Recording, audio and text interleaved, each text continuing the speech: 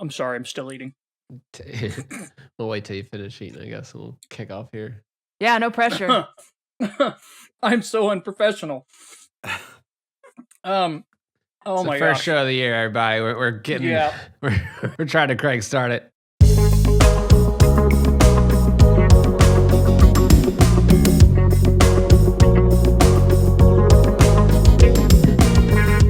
Hey, I'm Fingers. Yo, it's Apache Smash. Hey everyone, this is Days Ahead. And I'm Nitroid. You're listening to the Kojima Frequency.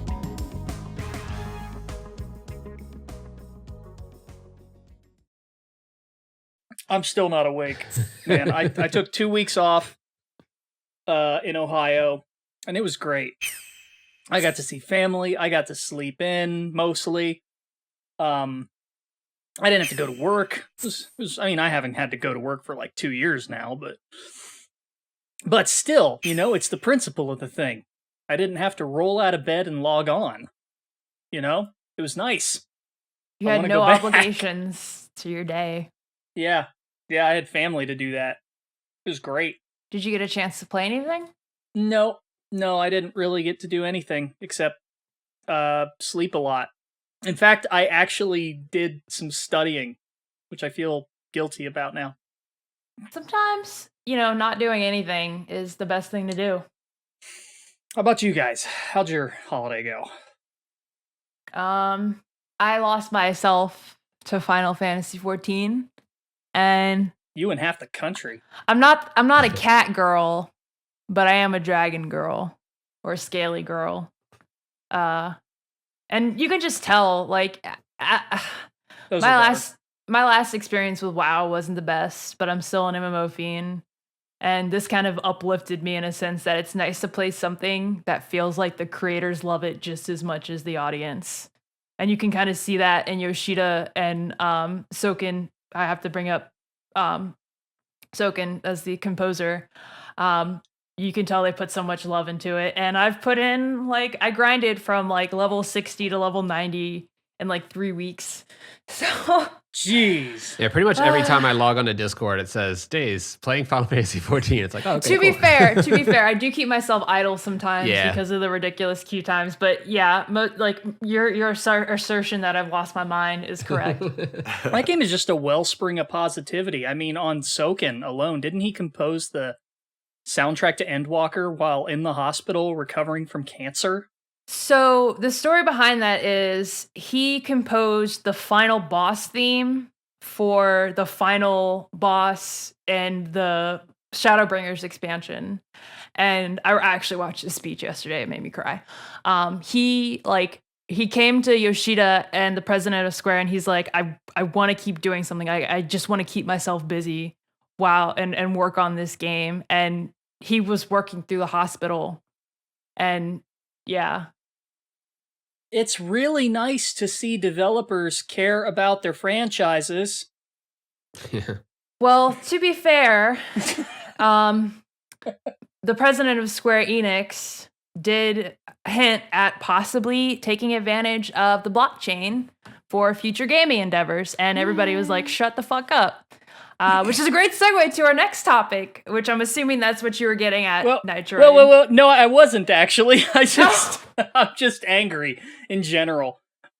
Let's just finish roll call here because it's we haven't talked in a while. I wanna catch up. Yeah. Fair enough. Fingers. Yeah. How was your holiday? It's been all right. It's been a busy holiday, a bunch of bullshit. But in between that, there's definitely been a lot of gaming going on. I got Game Pass recently, which is fucking a great value right now. Played through a bunch of Halo Wars, just like all my Xbox backlog pretty much that I missed with, like, you know, the Xbox One and Series S and all that stuff. It's all just on there now. That's all you got to do. Just pay $1 pretty much. And yeah, I don't think I've ever paid more than $1 for Game Pass. Then it expires and I pay another $1. Yeah. So definitely get on that right now if you're in this game drought right now like I am and just trying to look for something to play. Recently played Carrion. That was a pretty fun game. It's a quick, monstrous adventure. And I've been playing Gears Tactics recently, and that definitely has gotten me thinking about like a turn-based Metal Gear game. Not acid, but no cards involved, but definitely something turn-based, and like that was so work in that turn-based format, I think. Telling you, give it to the XCOM guys. Yeah, that's like Just let totally. them run with it. What? So Steak has a 99% chance of hitting something and then misses? Yeah, there's still some of that.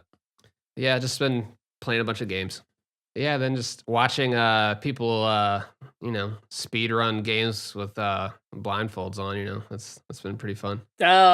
Which Hell brings yeah. us to Apache. How was your holiday? And have you done anything interesting while blindfolded recently? Well, let's take it back. I got fucking fox time, and then I couldn't go out for New Year's Eve. That kind of fucking sucked, right? Rip Bernie. Like I was like I had plans to like see all my friends for New Year's Eve, go to my friend's house, have a big party, and like 2 days before, the person I live with tested positive, and then it was just like I couldn't go no matter what. Then I was really sick, and I'm dead. I'm like I think I've got like lung fox time because I felt so exhausted today.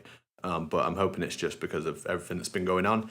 GDQ, that was absolutely awesome. Like I've said previously, I couldn't believe that I got in for the second time, but the run went so well. I did that last Sunday, and Metal Gear Solid is closing the event as well, so I'll be commentating for D-Limes 13.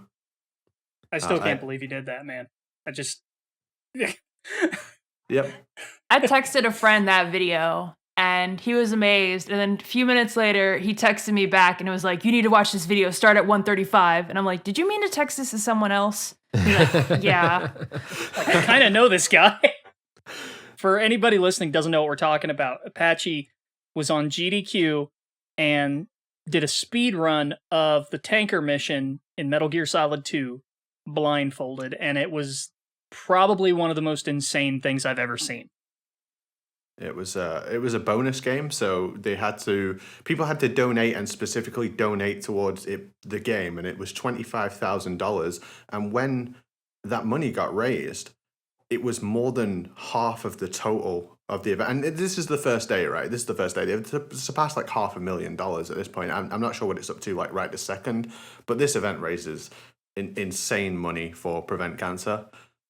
But just at the time, it was over the half of the total donations to the event. So I was so happy. I mean, I knew it would get reached because bonus game incentives rarely ever get missed.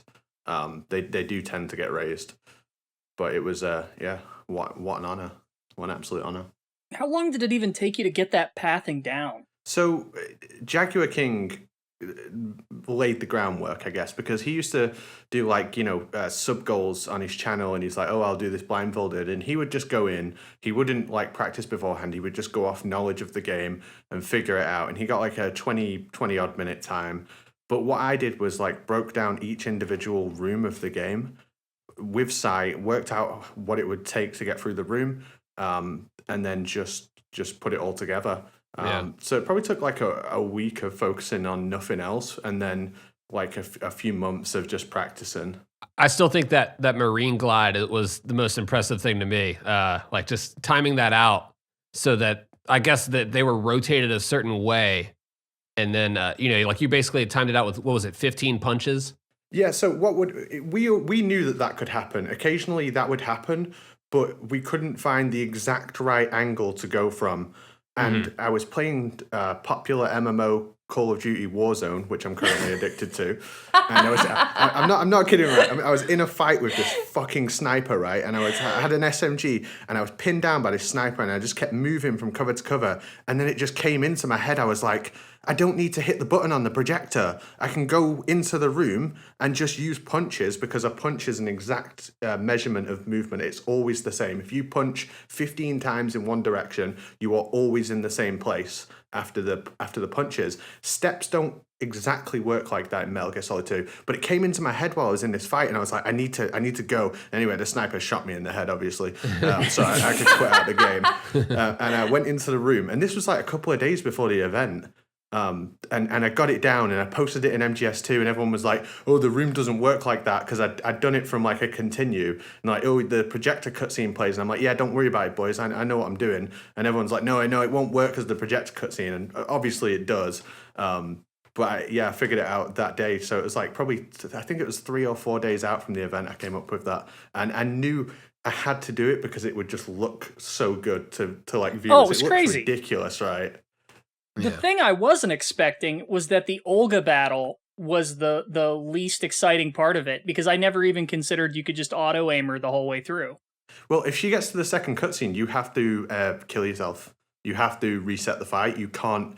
You are timed, so you have to finish it. And the auto aim isn't exactly like when I was hitting her and I was doing like quick reloaded shots to hit her. They're not guaranteed, and I'm like counting the number of hits. It was a left side, which is less likely to finish before going to the second cutscene. So it is a huge risk, but it's not as obvious to the viewer. I feel like how challenging that fight can be. Oh my gosh. The whole thing's wild, man. You did a good job though, and you raised money for a good cause. So Hell yeah. Yeah, I said that I'm unlikely to submit to SGDQ, and I'm not the kind of person who just like a lot of speedrunners just take every run they know and submit it to GDQ and just hope that something gets in. I feel like when I submit a run to GDQ, even if it doesn't get in, I know that it's good enough to be in the event, if that makes sense. Like it's something I really focused on and spent a lot of time doing, and it's something completely new. And I think the next thing I want to submit to GDQ would be Blindfolded MGS3, the whole game. But I don't know if I'll have that finished in time. I'm going to America in summer, and there's a lot of stuff happening this year, so who knows? But the next time I submit to GDQ, I know that I'll be putting something forward that I'm really proud of and like spent a lot of time on. And even if it doesn't get in, like I know it's worthwhile. And so who knows when that'll be. it's a great way of looking at it. And you did this all while you were surviving David Cage's Omicron, the Nomad Soul. Yeah, yeah, it sucks. Fox die. Right, everyone's the same. Man, it'll Just kick your ass, this man. shit, right? Yeah, I felt like shit after the Nanomachines. man. I was like, God damn, if this is what they're feeling, fuck. Yeah, when I caught it, it had me down for 2 weeks, and then it took about 6 months for me to start to feel normal again, and I still haven't completely got my sense of smell back. I don't know if I had Fox die. but like there was some point where I was sick, early 2020, and then like ever since then it's been like another level of difficulty smoking from a bong. And I'm like 80% sure that's Fox die. The true casualties. I'm gonna replace all these mentions of Fox die. with Fox Die samples. Yeah, I know. Every time I say it, I'm like, I need to stop saying it. well, that's why you shouldn't have told us that you were going to replace it with Fox Eye samples, because like now we're like, everybody's oh, we just got to say chatting it this up. shit all the time. It's fine. It'll be fun. Fox die. Can we yell about like Konami now, or Yeah, I think we should. Konami, what are y'all doing? what the fuck? Hey, what y'all doing? Stop that. Get. This reeks of some investor Yeah. reaching out to their PR department and saying, "Hey, I've got the means, I've got the money, I've got a good idea, and it'll make you a bundle. So let's figure something out." Like this like my first reaction to this was, "Oh, this was somebody pitching them an idea." But man, I don't know what to think of this, other than it was done for the 35th anniversary of Castlevania, and Metal Gears is right around the corner. Yeah. One thing that really sucks about this is like the day before they announced this fucking Castlevania NFT, they had announced a bundle with limited run. And I was like, well, look at that. They got a physical edition of this. I think it was like Castlevania Requiem. Yeah, with With all that dope art and just like cool stuff with it. And I was like, hell yeah, that's what's up. And like, I don't think many people saw that. But the thing is, it immediately got like wiped out by this NFT announcement. And I was just like, way to like kill your, I don't know, just the momentum that could have maybe gotten them, you know? Oh, nobody knew about it. I didn't even know about it. I had to didn't know message about it to you. I was until- like, dude, did you even see that they did a limited run thing? You're like, oh, this is cool looking. No, I was like, yeah, I was nobody like- saw it because everybody's complaining about the NFT stuff. Yeah, they're rightfully doing so, this- but yeah. they're doing this giant Castlevania Requiem thing, and it's like physical copies, and it's pretty darn cool. And it's Yeah. like I'm gonna try and order a copy if I can. They shit the bed on the timing with that, though. It was just I know, awful. but like I didn't even hear about it. Yeah. Well, that's the thing. Yeah, they completely like suppressed that post with the next one because that was considered the popular post. The next one that got all the engagement. So that's how like engagement can like backfire on you. It's like we gave attention to it now, but now I mean everybody's shooting it down. So it's. I mean, and Sega has looked at stuff and has backed out of it. Maybe Konami will back out. That's what we can hope for, is that they might.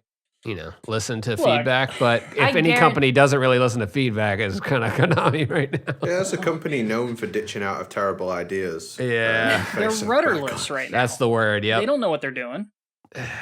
It's just a matter of who pitches them an idea, who's got the resources and the money, and if they think it's good for them or not.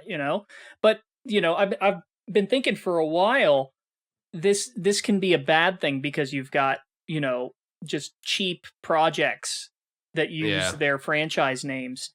But on the other hand, if the right person comes in, if the right group comes in and takes advantage of the fact that there aren't really any gatekeepers for these franchises anymore, we could see some really interesting stuff happen.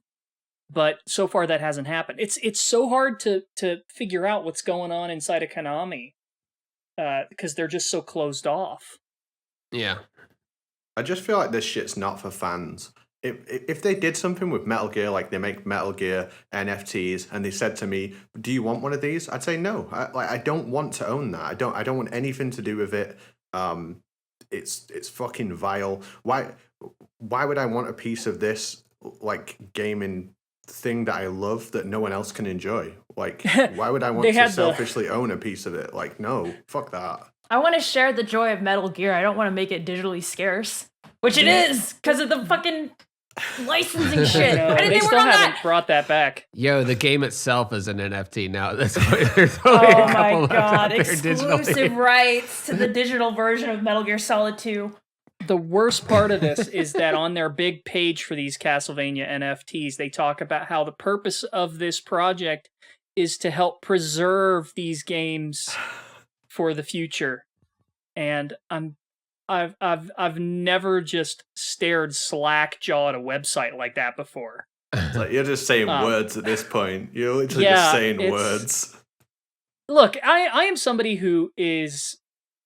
I try to pay attention to what's happening in tech spaces. I try to pay attention to new emerging technologies, and I'm a software developer, so I try to stay up to date on things and understand things well. So I have a fairly good understanding of how the blockchain work, how NFTs work, and I always try to keep an open mind with this stuff. I really, if you've got a good argument, I will shut up and I will listen to your good argument.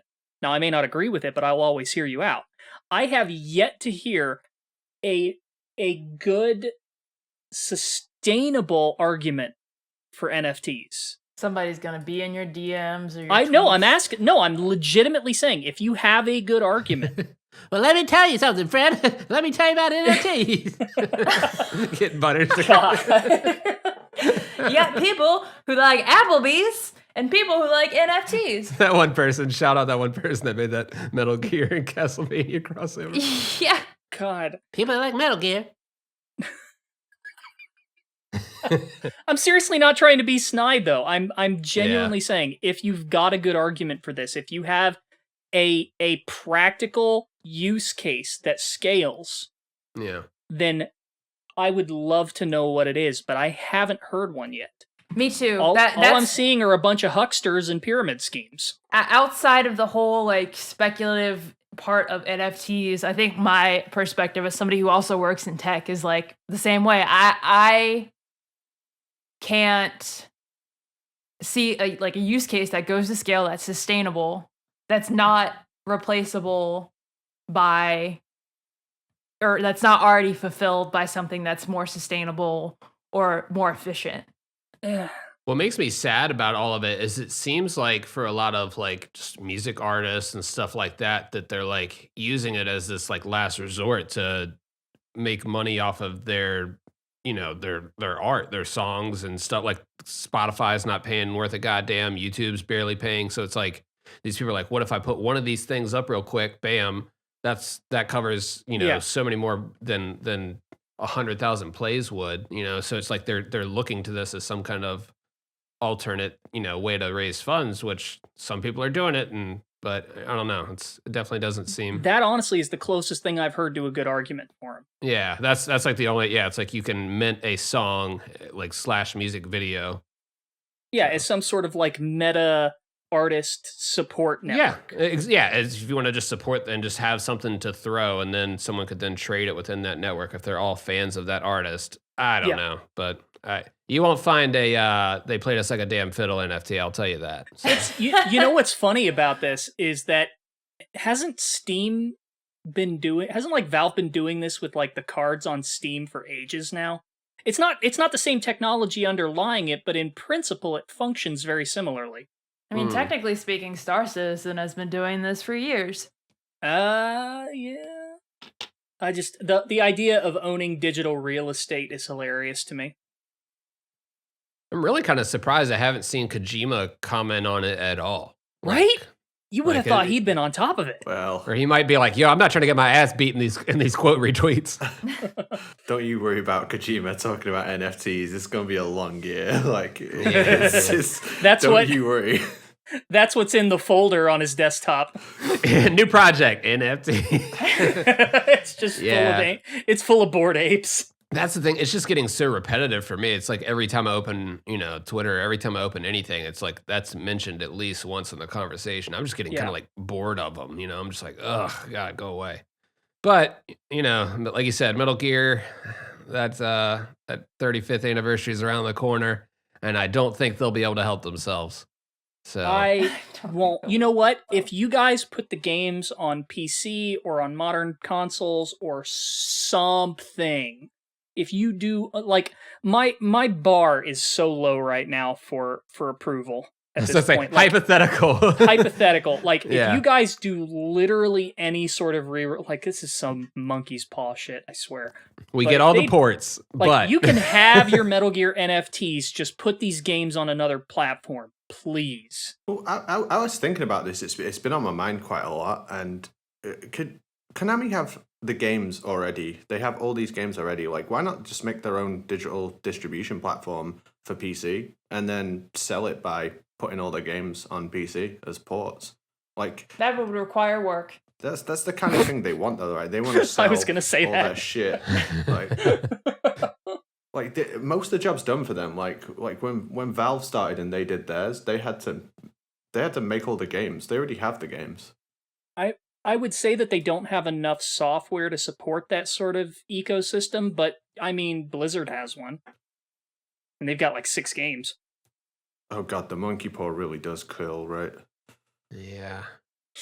You're going to will a Konami storefront into existence now. Good job. Yeah, but like, holy shit, I would support the fucking living hell out of it. I really would. It's got depressing real fast. Yeah. I do wish I could play Metal Gear Solid 4, but hashtag get fingers a new PS3 is still active, and I guess I could just emulate it at this point. Fuck them. Dude, honestly, it's getting there.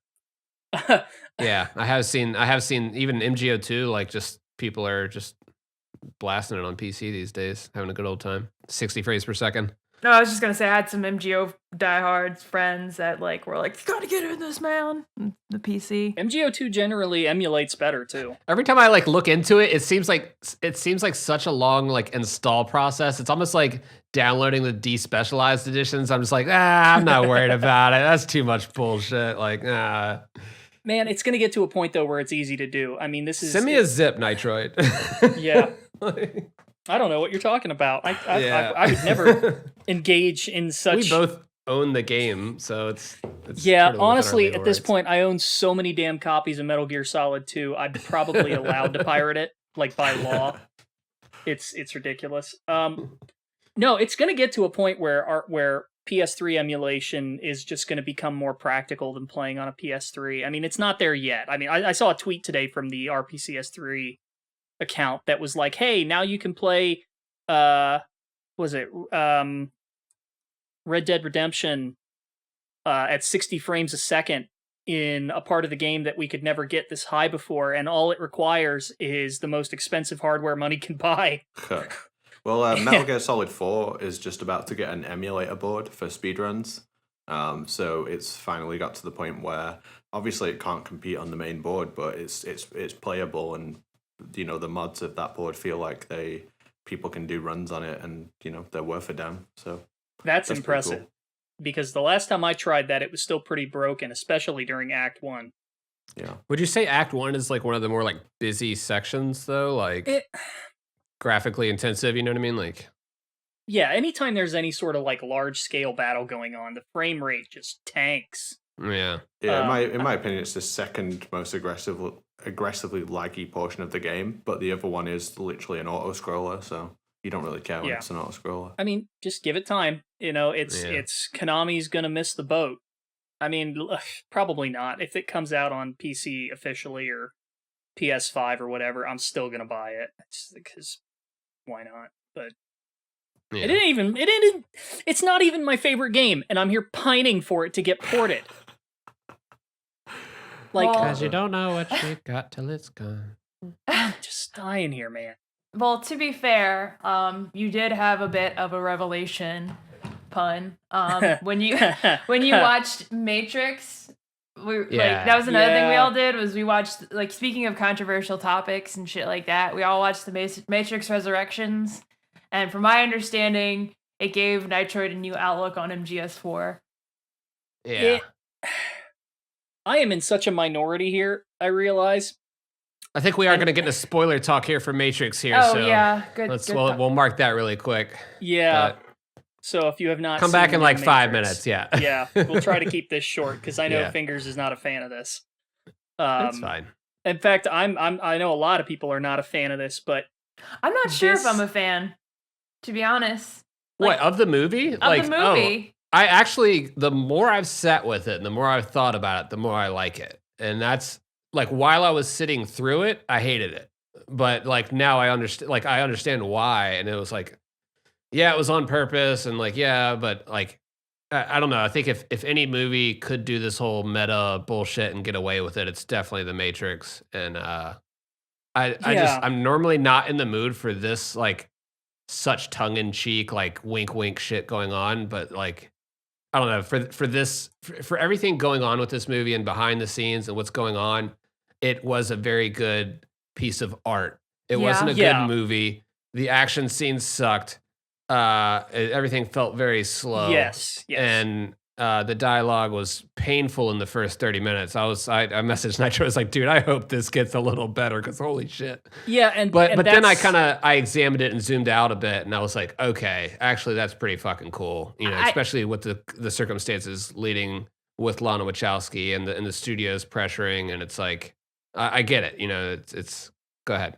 I appreciate Lana's intent, and I appreciate the concepts behind the film, but the execution had like it left a lot to be needed, or whatever, however you say that. Desired, yeah. A lot to be desired, right?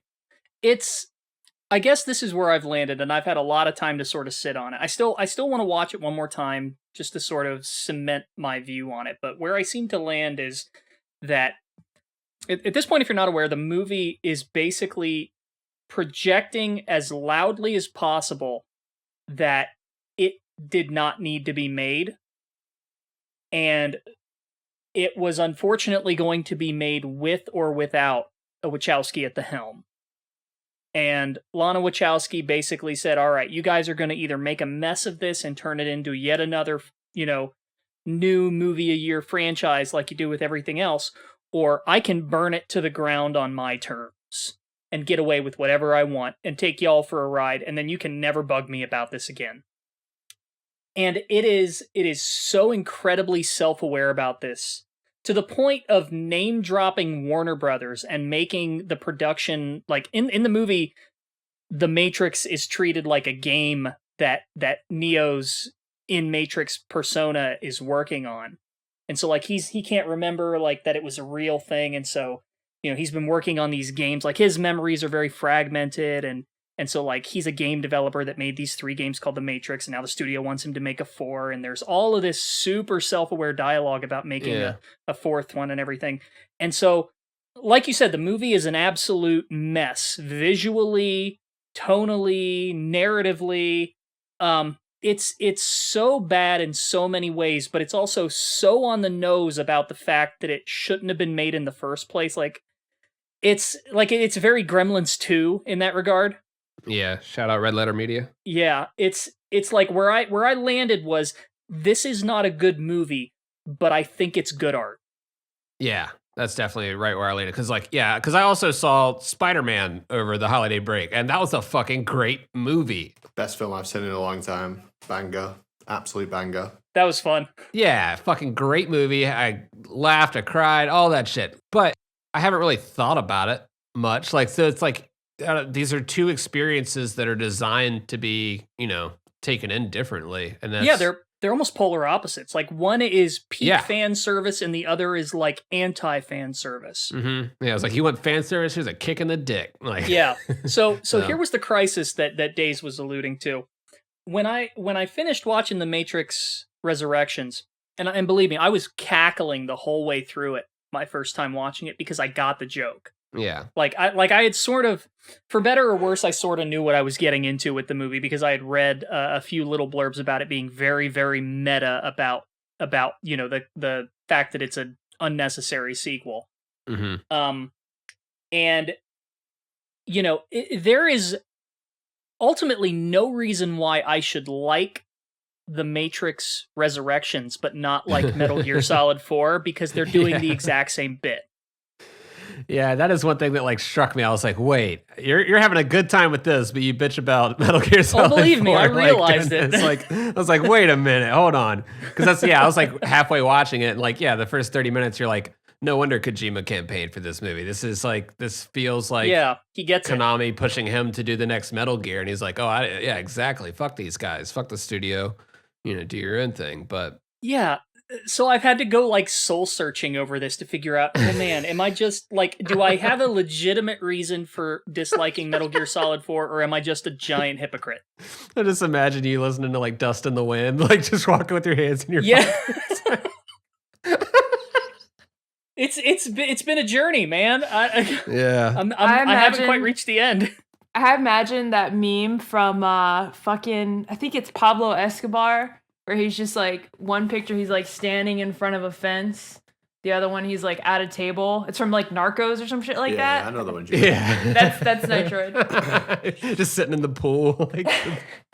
I thought The Matrix was shit, and I get that it's supposed to be, but that doesn't make it good.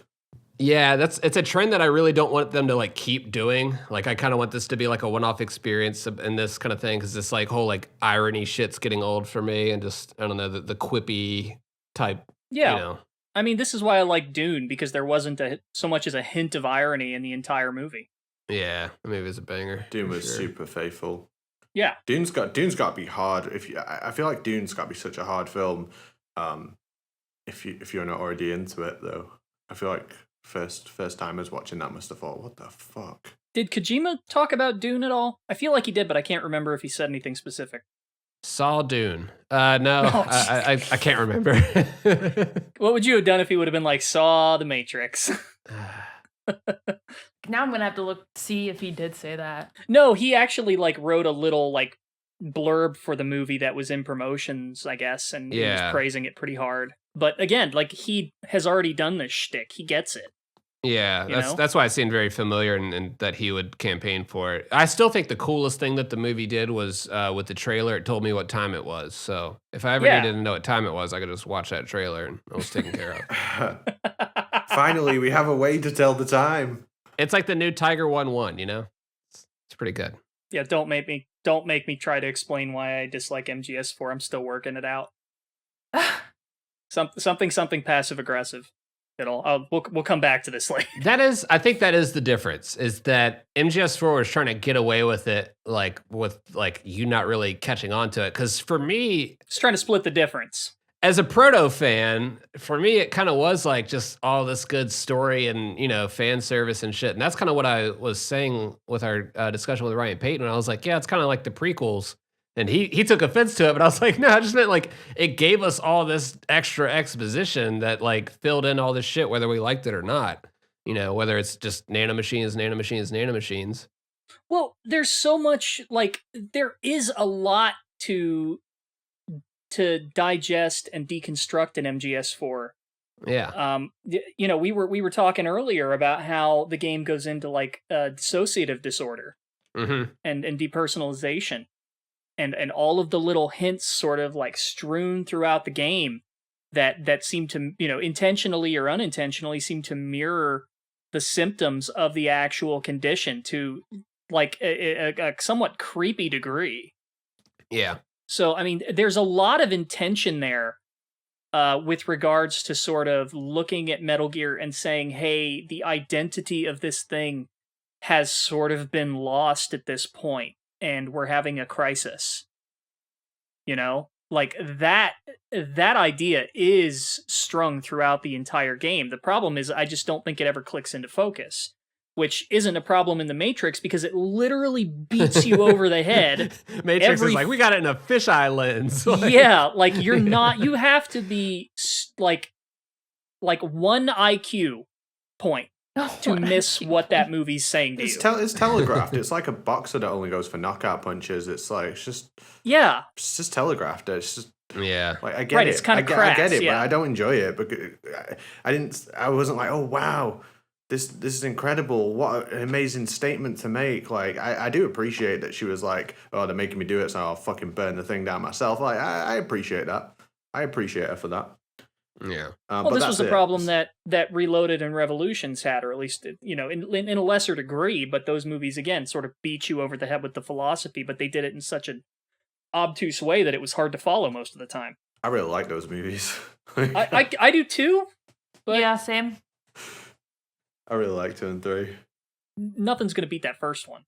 And again, the movie is sort of, God, it's I know we need to get off of this topic, but like The Matrix Resurrections is almost critic proof in some ways, because every argument you could make against it, it has an answer for in the movie. Yeah. Yeah, they're one step ahead of you for sure. Yeah, and it's like, well, what do you... I can't criticize this. Is that what we're watching films for now?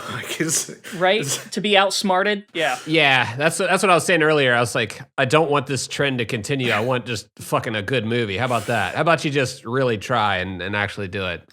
I want fucking bullet time, bro. Yeah. You get a gold star for being clever, movie. Good job. I go stand in the corner. Like The Matrix, I still think the first Matrix film is one of the best films I've ever seen. I could put it on any time and enjoy it. Like it's incredible, the choreography, the dialogue, the overall story, everything about it is so good. Like I was just watching that scene, when Agent Smith has Morpheus and he's talking to him, and like Morpheus is like convulsing in the seat while Agent Smith just delivers that speech to him. Like that I think about that scene all the time. Am I going to think about scenes from the new Matrix film in 10 years? No, I'm not. It's dog shit. Yeah, I don't think I will. You said you're gonna like watch it again, Nitroid. I probably won't watch it again. Like time is valuable, so it's just Yeah, I mean the first Matrix completely changed science fiction. Yeah. This is just gonna make half the people mad and the other half go, that was funny. Yeah, I do appreciate the commentary. But I don't know. He said, I don't know. I do like the fan service type stuff. Like a good example, like the Book of Boba Fett has been doing awesome shit with like fan service level stuff, and I've just been appreciating that. So I have only seen the first episode so far. It's pretty good. I just watched the 3rd episode today, and shout out Black Chrysanthemum, and yeah. Did you see the I don't know if this really counts as a spoiler or not, but they show how Boba Fett escapes the Sarlacc. Yeah. And that's a spoiler, but yeah, fine. Spoiler if you care about the details. So fast forward like 20 seconds. But there's a video on Twitter that I saw where it shows Patton Oswalt on Parks and Recreation and the filibuster scene. During the filibuster, I love the and it's literally the same scene. Yeah, the filibuster is great. A whole 8 or 9 minutes of just straight improv coming out. Oh, I watched that whole thing. Yeah, I love the whole time. What's her face? Amy Poehler? Amy is that her Poehler. name? I like it all Yeah. the time. Amy Poehler's like, "Sir, sit down." And Pat Oswalt Sir, just that's enough. talks even louder every time. We are getting Death Stranding director's cut on PC. That's some news. Yeah. I always thought it was weird when they were like, yeah, it's just on PS5. It's like, does anyone have one of those? Like, who's playing Yeah, this? it's like, well, great, you're gonna sell 600 copies. Yeah, Congratulations. who's playing that? I got it, and because I'm one of those crazy people who like was mad refreshing Amazon when the PS5 first went live, and I got really lucky. But I got the director's cut, and I had a good time with it. I like the racing. That's a really good time. I think we talked about this before. The story content is pretty short, but it's got some good stuff to it. Mm-hmm. I always sort of felt it was inevitable that this was going to come to PC anyway. I mean, that seems to be the strategy for Kojima Productions now is multi-platform. This, I guess maybe it's not Kojima Productions' strategy so much as Sony's strategy now. Yeah, because we got God of War coming to PC. Right? Yeah, it seems like they're doing that whole like release a not suboptimal, but like a like medium setting version now, and then we'll release it on PC where you can really like optimize it, unless you're Final Fantasy VII. I think it was GTA 5 that really did this first. Not first. GTA 5 did this to the best effect first, and they like sold so many copies of GTA 5 by putting it on the previous gen, then bringing it to next gen, then bringing it to PC. Like they sold it to 3 times to multiple different people. Yeah, and each version is considered an upgrade too, so the people that like just want the better version of it will pay for it too. So yeah. I mean, I wonder how much of Sony doing this is just a response to the lack of console sales due to supply shortages. I mean, they just talked about how they're going to be cranking out more PS4s now just to counteract the low sales, just because they can't make them. Everyone's mad about that, but like it's really hard to get a brand new PS4, and I want one. I want a boxed brand new PS4. So I'm actually happy about it. It's like a chip shortage thing, basically. Yeah. Like they don't have enough to. Basically, getting mad about this is stupid because they don't have enough to make PS5s right now, so they're just going to double down on making more PS4s. That's all. And PS4s have still been in production, so it's not like they were discontinued or anything. But you will see them more available out in the wild now. And PS5s, if you don't have one, you're shit out of luck. So yeah, you do also have to consider that a lot this is a problem for more affluent countries. In a lot of countries out there, game consoles are a luxury, and even then, they may still only have access to like PS2 and PS3 because it takes longer for that to get over there. They play what they've got. I think it makes a lot of sense if I don't think we've talked about this before, but the whole is it called Spartacus rumors? That's the that new PlayStation Plus thing. Yeah, so it'd be like the equivalent of Game Pass.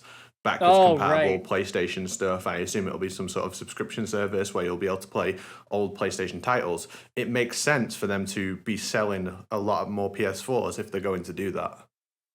And they're actually removing the PlayStation Now gift cards. I think I saw a thing today where they're removing those from the stores. So they're getting rid of PlayStation Now, which is the current like streaming service, and they might be going to more of a just download it on your console and just play it straight instead of off of the cloud or streaming it. Thank God, because PS Now fucking sucks. Yeah, I hope so, because I really don't like it, but unfortunately. And isn't that a way to play Metal Gear Solid 4 through PS Now? Yeah, that's the only way to play it's the only way to play the HD collection and or Metal Gear Solid 4 on a PS4 or PS5 is with that. That seems like where the solution lies, is like making I guess what this Spartacus thing is, hopefully, is some kind of launcher or container thing for these games to just launch out of, and it's like what the PS Now is running out of on the server side or whatever, but actually on your console. Well, the way they did it server side was, if I understand it correctly, is they actually had like cell clusters. So like essentially just like clusters of PlayStation 3s.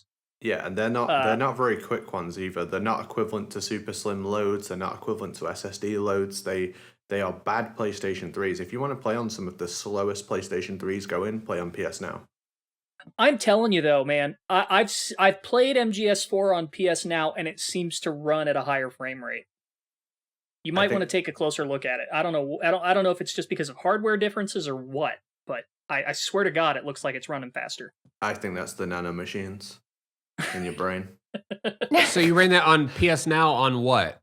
On your PS5? You can do it on 4, 5, and PC. PC. Yeah. That's what I'm saying. What did you test it on? PC. Oh, okay. I've tried it on PC and I thought it was bad. No, it is because of the input lag. It's just I hate that. You know, especially for a speedrunner, I can imagine how that would just be hell. But you know, they're not targeting speedrunners; they're targeting casual players who don't really give a crap. Yeah, I don't speedrun MGS4 though. Like I was just trying to. No, but you've got a more astute awareness of that. You know, of that timing delay. Yeah, true. And you know, I do to a degree from just experience with these games, and I couldn't stand it. But I'm telling you, like the game looked like it was running at a higher frame rate. So I don't know.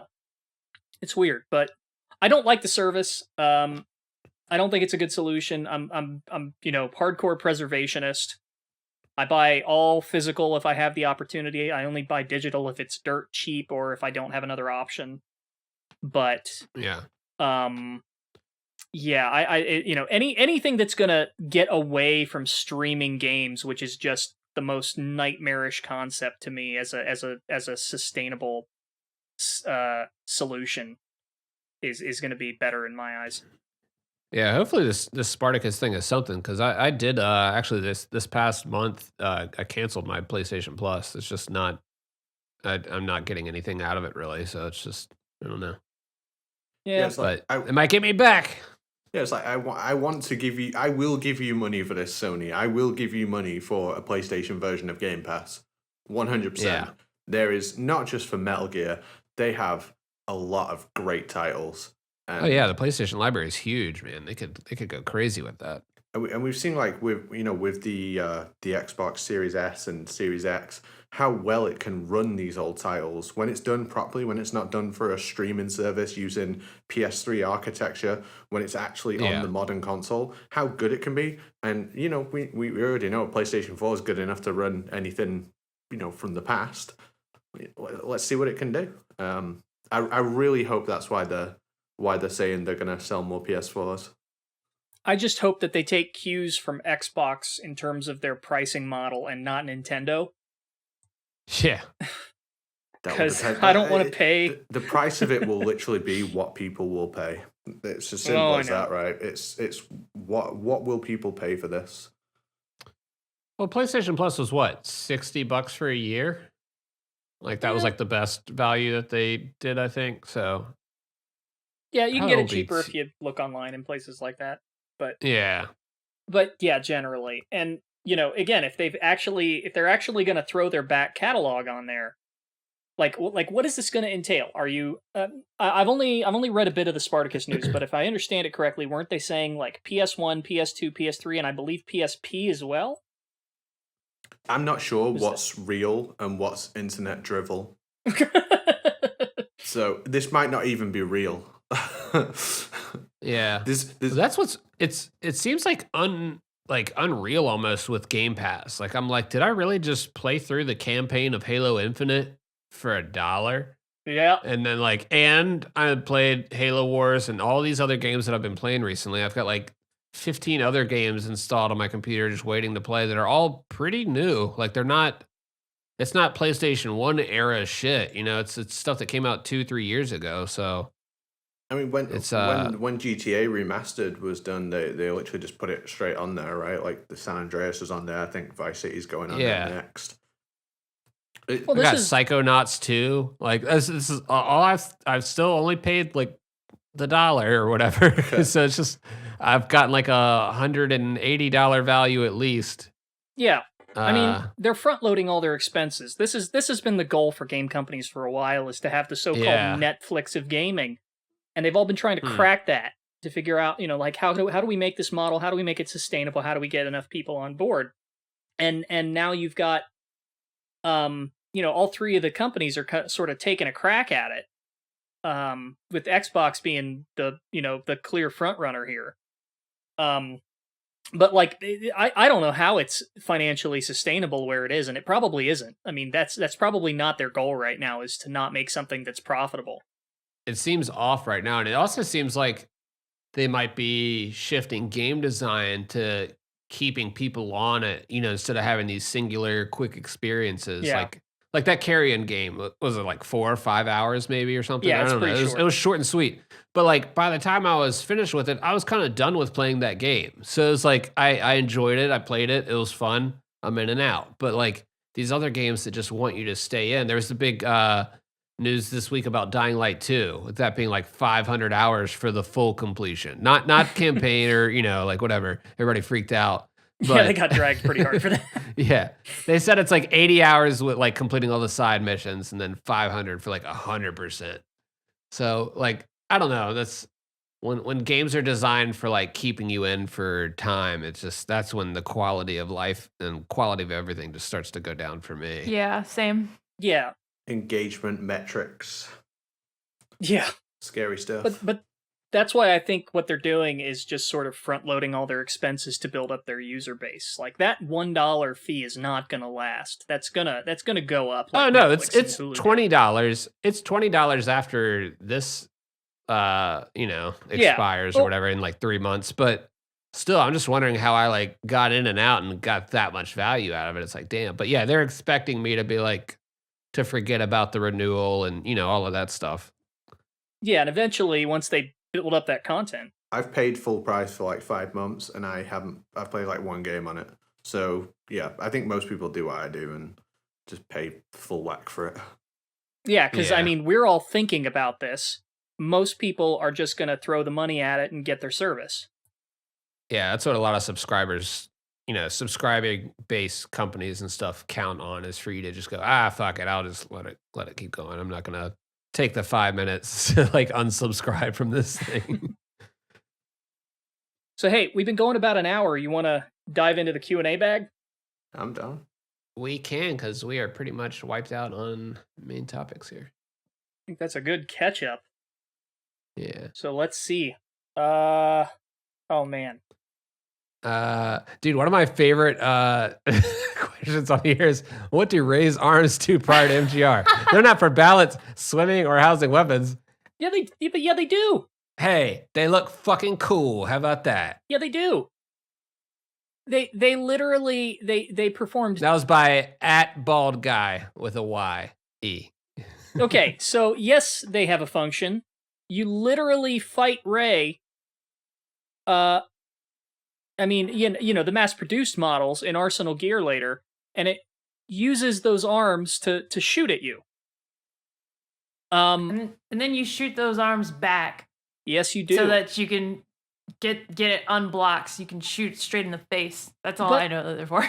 But I will grant you, those are huge arms, and it's just like a. They could just put the gun there instead of this big ass. Wait. So I'm confused. I might be like way off, and I might have missed something. But it says they're not for balance, swimming, or housing weapons. Do we see Ray swim underwater? Yes. Yeah. Am I tripping? Oh yeah, Where? dude! It bursts out of water. Like when it dives off the tanker. I know, but we never see it like fucking travel. Do like a breaststroke, How do you know? Okay, actually, hold on. Do a breaststroke. Okay. Hold on. I can answer this question. Although I'm cheating a little bit. If you watch the original trailer for Metal Gear Solid 2, the first public trailer, there is a different animation in place for those arms on the underside, where it's kind of like a I don't know what you would call it. Oh man, it's like a repeating pattern under the arm. It looks like vents. Yeah. But in the trailer, they're like moving back and forth, almost like they're swaying. It's a really neat looking animation, but they took it out of the final game. But I suppose the implication there is that those vents are used for propulsion, to some degree. Yeah. You know, it would have to have those arms for balance. And it In fact, uses them every time it's standing up, it's got its arms out like it's balancing. I'm sorry if you guys have already said this, but we know that its face is the weak point, and it uses those arms to shield its face. Like it does that when it fires the machine gun, it uses the other arm to bring over the weak spot, the face, as like a guard. Yeah, so we know that they are likely used for balance. They absolutely house weapons. It shields its weak point, and given how it looks in the original trailer, it's possibly used for swimming as well. So yeah, they absolutely have a utility. So all three of those things were wrong. All right, great. Next question. We got you, bald guy. Take that. There's your answer. But MGR from there on, it's You just gotta hit stuff with them. yeah. They are the. You want to do another? Yeah, we're good. Over the Suit asks. So what? At Over the Suit asks. So was the oil tanker actually filled with oil? I always thought that the tanker was emptied to house a hangar for Rey, that the oil was a lie and a cover-up. However, the reflections on the water in the Emma Snipe scene seem oily. And the answer to this, I can answer it, but would one of you guys like to take it? It's all you, buddy. Yeah, so that seemed like a you question. Yeah, go for it.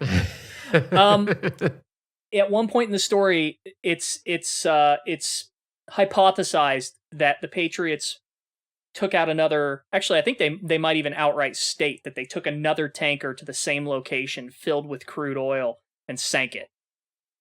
And that this was in part, one of the ways that they covered up the development of Arsenal gear. So, and you're absolutely right about the oil, about the oily surface of the water. That was an intentional effect. So yeah, there is actually oil there. And if I remember right, there's even a conversation where I think it's God, I can't remember who says it. I think it's Otacon, again, sort of hypothesizes that they may be bringing in fresh shipments of oil as they clean it up, just to keep the process going. That's fucked up. Creating a problem just to solve it. Yeah.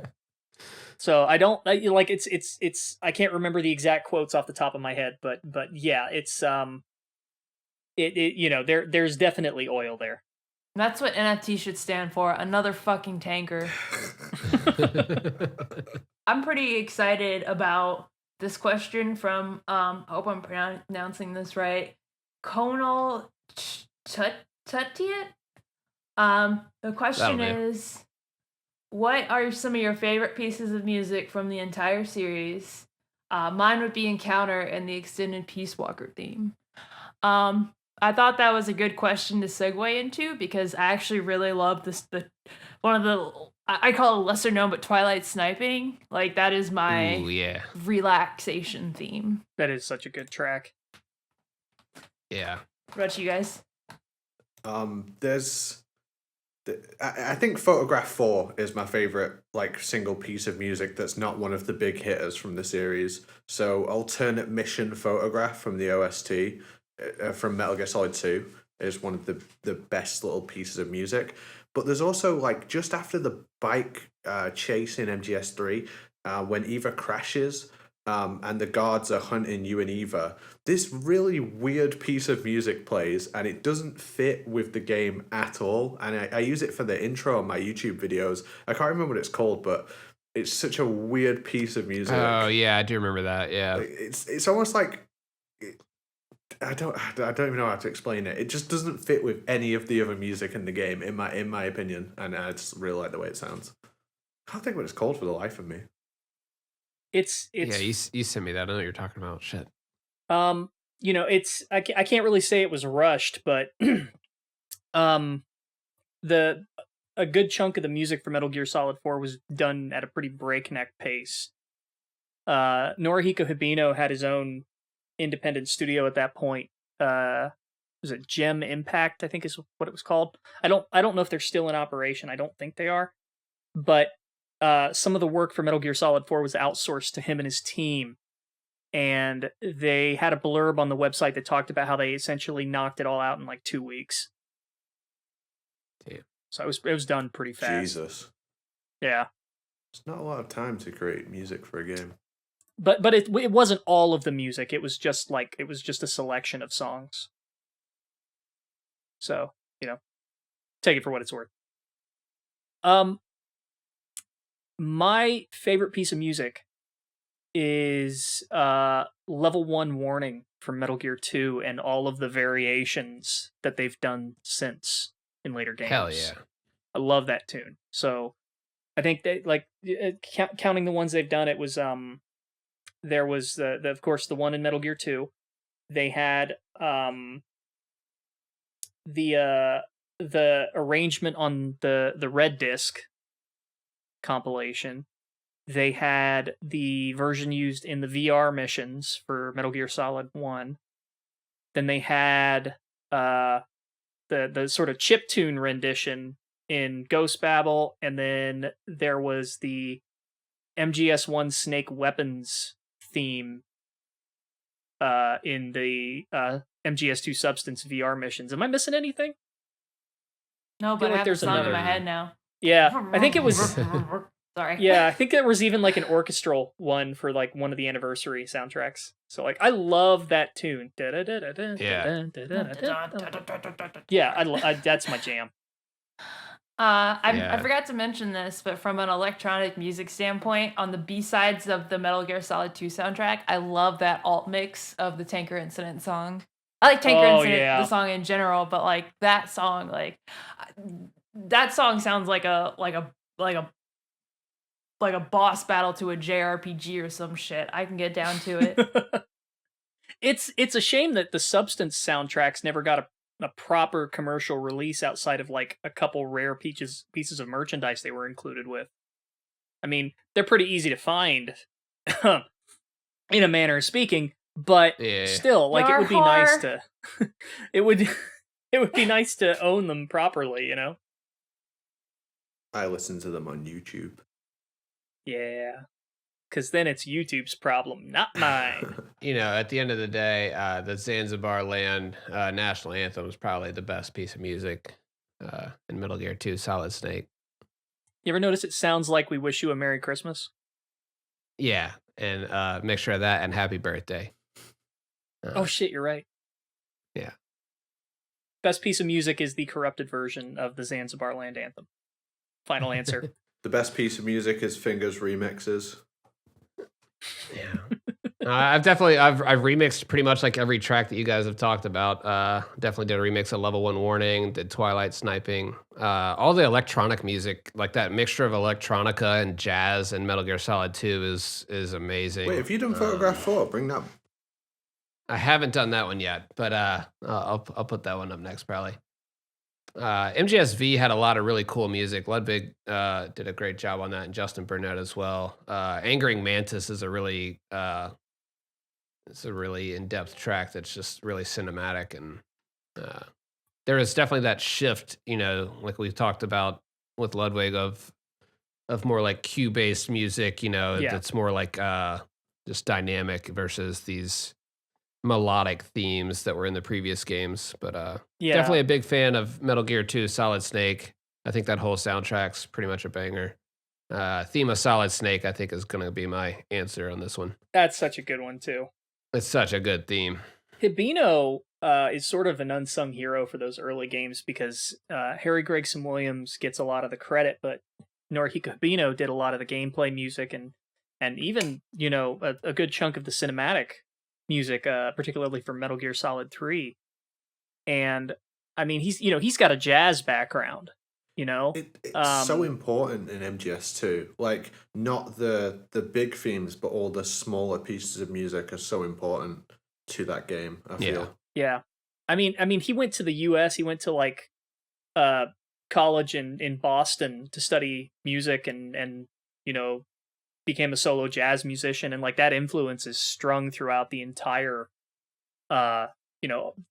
repertoire of his work for that. I mean, it's if you ever get a chance, look into a project he did that I thought was pretty cool. It was he started a project called Hibino Sound Therapy, and it was basically just using jazz and all of his music background to do therapeutic music, which was pretty neat.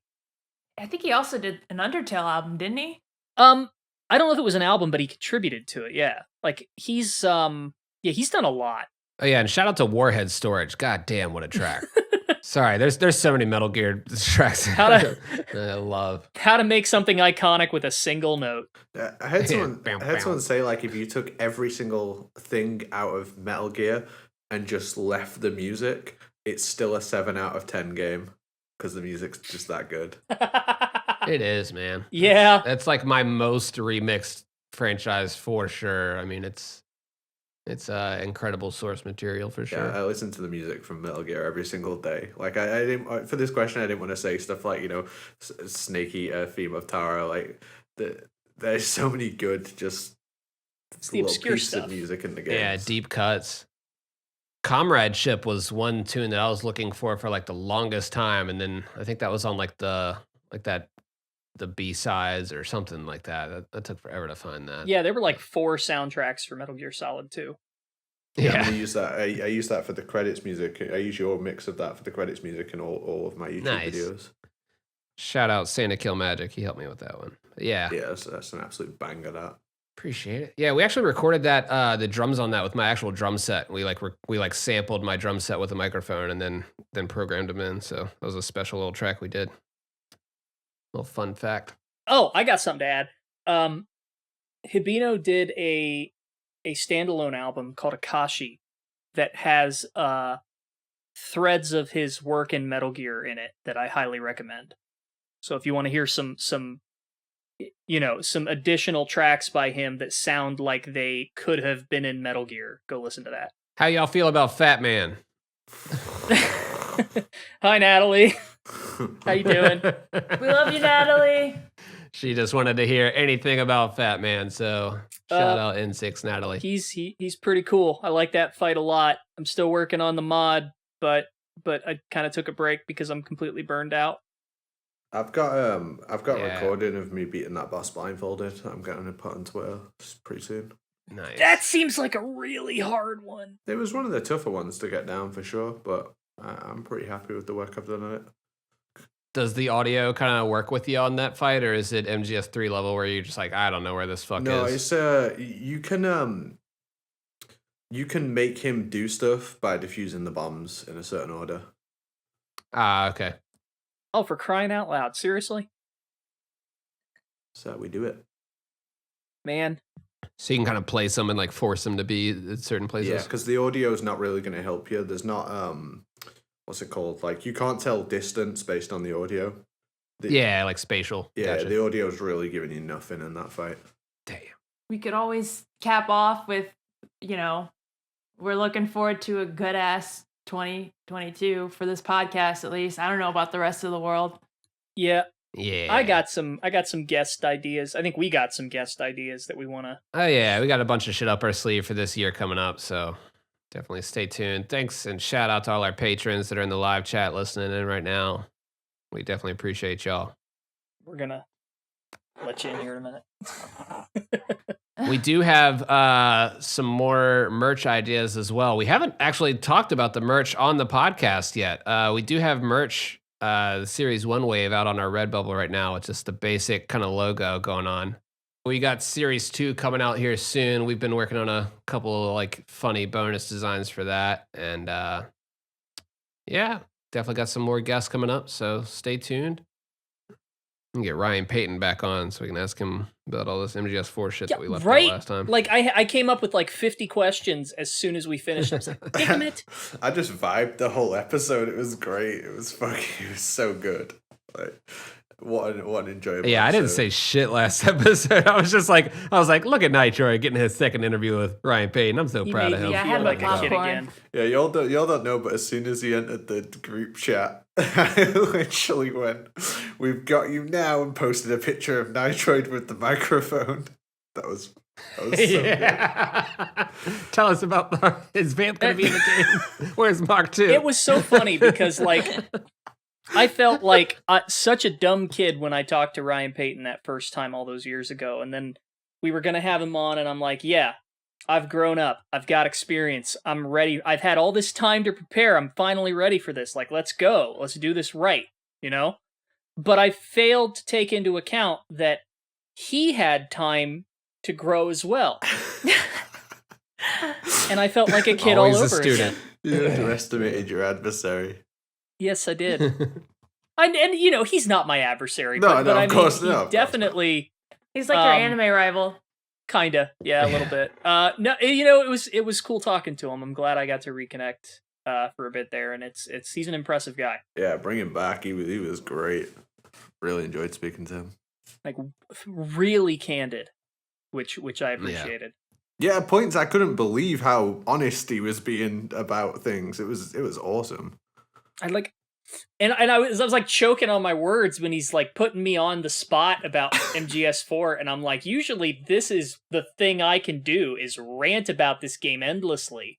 Yeah. He said, Yeah, and it's like I'm usually pretty articulate about it, and then he asks me, and I'm like, I think it's kind of bad. I think that's the Darn difference between when someone's working on something and when they have worked on something. Like, that's in the past. Yeah. He's not. I mean, obviously, you can't say some things, right? But like a lot of what he couldn't say before, he can now say whatever the hell he wants. He's not got anyone breathing down his neck or. That's true, but there's also this air of professionalism to him where he's not going to cross a line. No, absolutely, yeah, absolutely not. But like, I felt like he was really forthcoming in that discussion. It was awesome. I learned things that I never thought I would learn that day.